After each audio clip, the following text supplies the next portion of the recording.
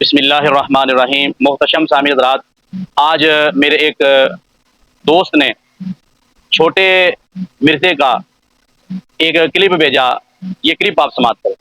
ہماری مسجد میں امام صاحب ہر نماز کے بعد اجتماعی دعا کرتے ہیں، وہ اس میں یا رسول اللہ انظر حالنا کہتے ہیں۔ میں نے ان سے پوچھا لیکن انہوں نے بات ٹال مٹول کر دی۔ مہربانی کر کے تسلی بخش جواب کیا جواب دیں بھائی، غلط کر رہے ہیں۔ ان کو بتائیں بخاری مسلم میں ہے کہ 70 صحابہ کو جب دھوکے سے شہید کیا جانے لگا تو انہوں نے یا رسول اللہ انظر حالنا نہیں کہا، حالانکہ رسول اللہ دنیا میں موجود تھے۔ انہوں نے کہا اے اللہ ہمارے نبی کو ہمارے حال کی خبر کر دینا، ہم ان کے دین پر قائم ہیں اور اس حال میں اپنے رب سے ملنے والے ہیں کہ ہمارا رب ہم سے راضی اور ہم اپنے رب سے راضی۔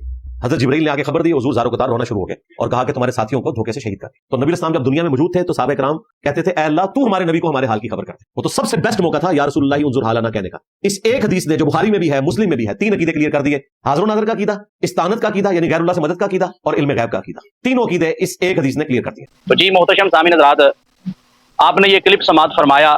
اس کلپ میں اس نے یہ اعتراض کیا کہ وہ جو 70 صحابہ کرام رضوان اللہ تعالی علیہم اجمعین جن کو دھوکے سے شہید کیا گیا، وہ سارے قرہ حضرات، ان صحابہ کرام کو جب شہید کیا گیا تو انہوں نے رسول پاک صلی اللہ علیہ وآلہ وسلم کو کیوں نہ پکارا، کریم آقا صلی اللہ علیہ وآلہ وسلم سے مدد کیوں نہ مانگی گئی؟ یہ مرزے کا اعتراض ہے کہ اگر یا رسول اللہ انظر حالنا کہنا جائز ہوتا تو وہ صحابہ پکارتے۔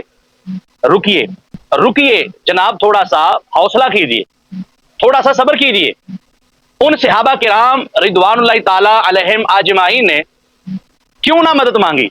تو انہوں نے اس لیے مدد نہیں مانگی، اس لیے نہیں سرکار دو عالم صلی اللہ علیہ وآلہ وسلم کو نہیں پکارا کہ وہ شہید ہونا چاہتے تھے۔ انہیں پتا تھا، انہیں علم تھا کہ اللہ رب العزت نے ہمارے مقدر میں شہادت لکھ دی ہے اور ہمیں شہید کیا جائے گا، تو ہم مدد مانگ کے اپنا شہادت کا رتبہ کیوں ہاتھ سے گوائیں؟ اس لیے انہوں نے یا رسول اللہ انظر حالنا نہیں کہا۔ اور دوسرا، میں مرزے تجھے الزامی جواب دے رہا ہوں، اگر یہی اعتراض کوئی دہریہ لے کر کھڑا ہو جائے اور وہ یہ کہے کہ بندے تو خدا کے تھے، بچانے تو خدا نے تھے، تو خدا بھی معاذ اللہ نہ بچا سکا، تو اے چھوٹے مرزے بتاؤ ان دہریوں کو کیا جواب دو گے؟ اگر وہ تم سے سوال کریں خدا کے بندے تھے تو خدا نہ بچا سکا، تو کیا جواب ہے تمہارے پاس؟ اس کا جواب چاہیے۔ اب تیسری بات، یا رسول اللہ انظر حالنا، یہ عقیدہ قرآنی عقیدہ ہے، اور جو اس عقیدے کو نہیں مانتا اس کا شیطانی عقیدہ ہے۔ یہ رب ذوالجلال کا فرمان سورہ البقرہ ہے اور اس کی آیت نمبر 104 میرے سامنے موجود ہے۔ یا رسول اللہ انظر حالنا کہنے کی خود رب نے امت مصطفیٰ کو، سب سے پہلے اس امت میں صحابہ کرام کو رب ذوالجلال نے حکم دیا کہ میرے محبوب صلی اللہ علیہ وآلہ وسلم کو یوں پکارو۔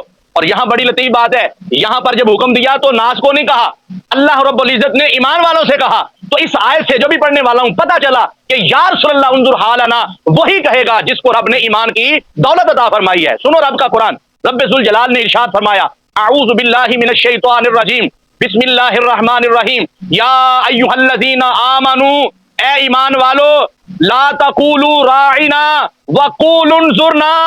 رب ذوالجلال نے ارشاد فرمایا ایمان والو، میرے محبوب صلی اللہ علیہ وآلہ وسلم کو جب پکارو تو رائنا نہیں کہنا، جب بھی کہنا ہے قول انظرنا، یا رسول اللہ ہم پر نظر کرم فرمائیں، ہم پر نظر کرم فرمائیں۔ تو نظر کرم کا سوال کرنا یہ ہمیں حکم ربی ہے، اور میرا چیلنج ہے اس چھوٹے مرزے کو کہ 1400 سال میں تمہارا جو عقیدہ ہے باطل عقیدہ ہے، اپنے عقیدے پر 2 4 5 6 کوئی علماء میں سے، محدثین میں سے، کوئی مفسرین میں سے کوئی اپنے عقیدے والے کو ہمیں 4 5 مفسر دکھاؤ، کوئی 5 6 ہمیں جناب محدث دکھاؤ، پتہ چلا کہ تمہارا عقیدہ باطل ہے۔ اللہ رب العزت نے ہمیں جو عقیدہ عطا فرمایا ہے اس کی حمایت رب کا قرآن بھی کرتا ہے، رسول پاک صلی اللہ علیہ وآلہ وسلم کا فرمان بھی کرتا ہے۔ تو یہ ہے قرآنی عقیدہ ہمارے سنت و جماعت کا۔ تو شیطان کی ذریت کہاں سے نکل آئی ہے؟